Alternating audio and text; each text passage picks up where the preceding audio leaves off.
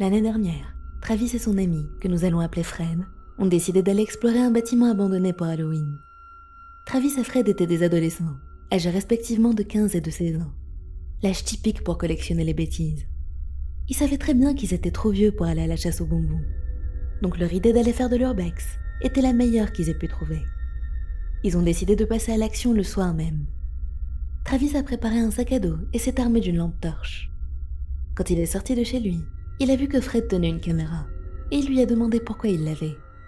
Son ami lui a répondu qu'il voulait prendre des photos de leur exploration pour les poster sur les réseaux. Travis a levé les yeux au ciel, puis les deux se sont mis en route. Dans les rues, ils ont croisé de nombreux enfants déguisés, tenant des sacs de bonbons. Fred s'est soudainement arrêté et a lancé « Nous y sommes ». Travis a levé les yeux vers la bâtisse et a réalisé que c'était en fait une maison de 2 étages, qui avait l'air d'avoir été peinte en rouge ou une autre couleur foncée similaire. Fred a alors souri et s'est mis à courir si vite que Travis a eu du mal à le suivre. Quand ils sont arrivés devant la porte d'entrée, Travis a sorti sa lampe torche, prêt à l'utiliser. Fred a saisi la poignée, pendant que son ami espérait à moitié qu'elle serait verrouillée.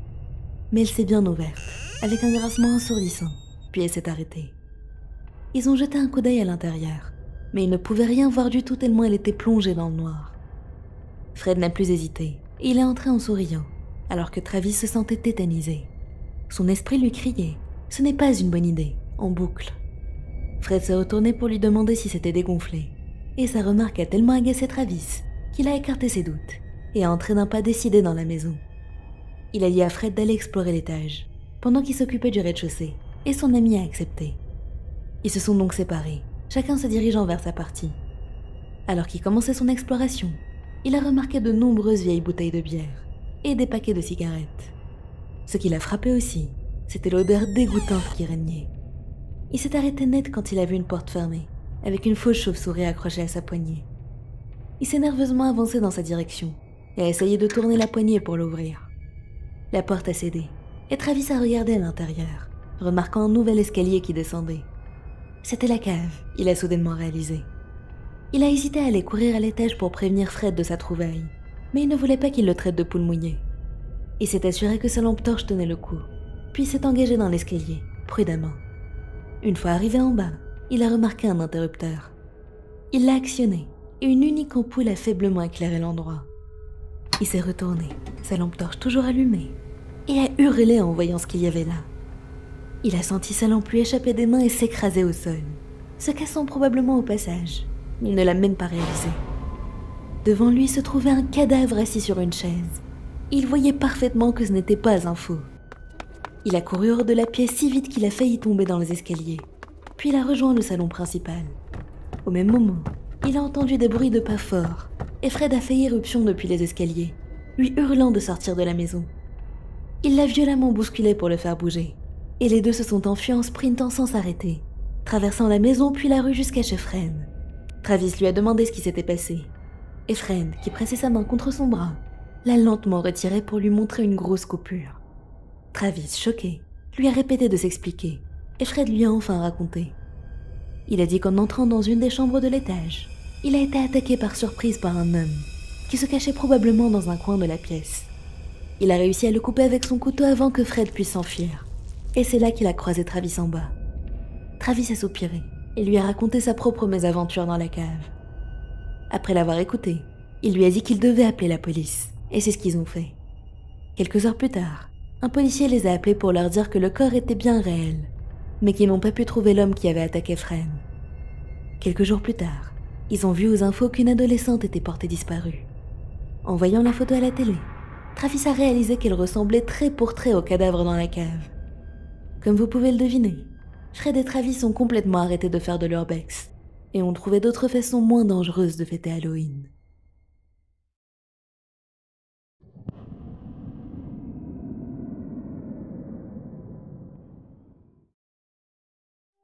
Quand j'avais 13 ans, mon rêve le plus cher était de devenir une mannequin célèbre, comme Kendall ou Bella.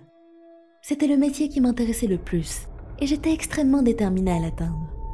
J'ai parlé à mes parents de mon plan pour concrétiser cette ambition, et ils n'ont pas hésité à me soutenir et à me donner des retours constructifs. Je ne voulais pas attendre d'être majeure, j'ai donc fait quelque chose de stupide, et j'ai envoyé ma candidature à une agence. Une semaine plus tard, j'ai reçu un appel d'une femme. Je me souviens très bien qu'elle m'avait dit « Bonjour, es-tu Sarah ?» en sachant que je m'appelle Zera. Je l'ai donc corrigée, je lui ai demandé qui était-ce. Elle m'a répondu « Je te contacte à propos de ta candidature par mail. Nous aimerions organiser un shooting avec toi. » J'étais sous le choc, et je n'ai pas réussi à répondre autre chose qu'un merci mal assuré. La dame a alors ajouté « Oui ma chérie, tu peux y croire. J'ai aidé plusieurs jeunes filles à devenir très célèbres.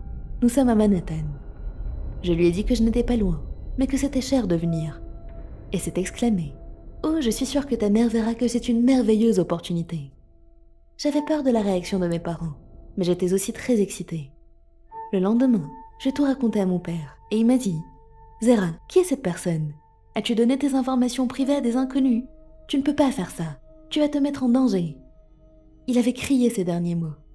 Plus tard, il s'est excusé d'avoir haussé le ton, et m'a répété qu'il ne voulait pas que je me mette en danger, et qu'il m'arrive du mal. J'étais naïve, impulsive et impatiente. Au cours du même mois, je suis tombée sur une vidéo sur le site d'une femme. Elle parlait d'une jeune fille qui s'appelait Cara Nichols. Elle avait 18 ans et avait une passion pour le mannequinat. Elle avait répondu à une annonce de shooting photo sur un site de petites annonces. Un soi-disant photographe lui a envoyé un email pour organiser une rencontre, et les photos qu'il avait prises d'elle ce jour-là étaient les dernières d'elle en vie. Elle est portée disparue depuis 2012, et sa famille est toujours en deuil. Au cours de la même recherche, j'ai appris que l'agence à laquelle j'avais postulé n'était pas réelle, c'était une arnaque. Quand je les ai confrontés, la femme m'a répondu « Eh bien, nous ne sommes pas une agence. Nous choisissons des filles que nous pensons être adaptées à nous, et nous te voulons. » Sa réponse me donne encore des frissons à ce jour. Heureusement que mes parents ne m'ont pas laissé partir.